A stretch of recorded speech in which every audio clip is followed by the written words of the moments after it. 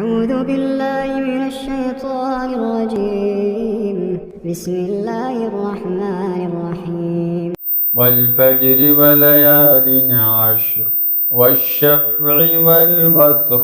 والليل إذا يسر هل في ذلك قسم لذي حجر ألم تر كيف فعل ربك بعاد إرم ذات العماد التي لم يخلق مثلها في البلاد وثمود الذين جابوا الصخر بالواد وفرعون ذي الأوتاد الذين طغوا في البلاد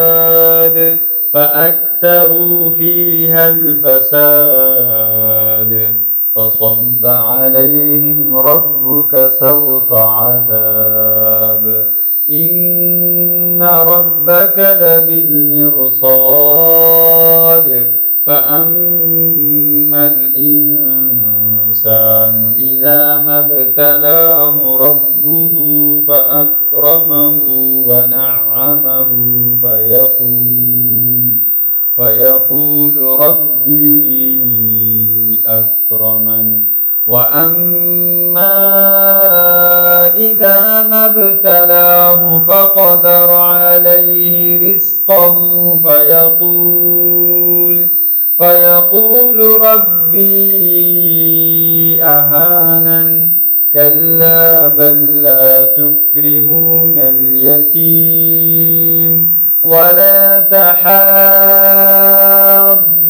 على طعام المسكين وتأكلون التراث أكلا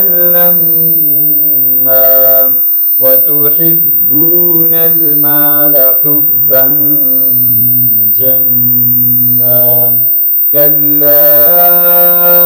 إذا دكت الأرض دكا وجاء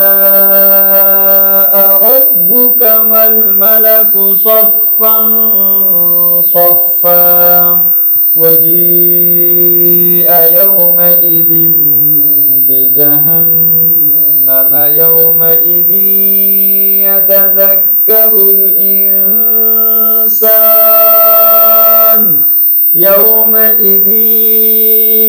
يتذكر الإنسان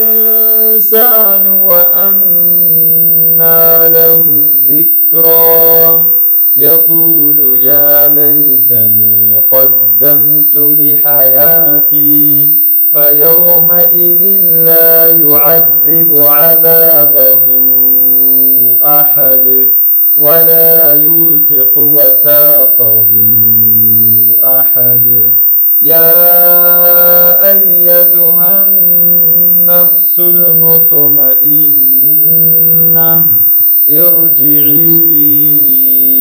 إلى ربك راضية مرضية فادخلي في عبادي وادخلي جنتي.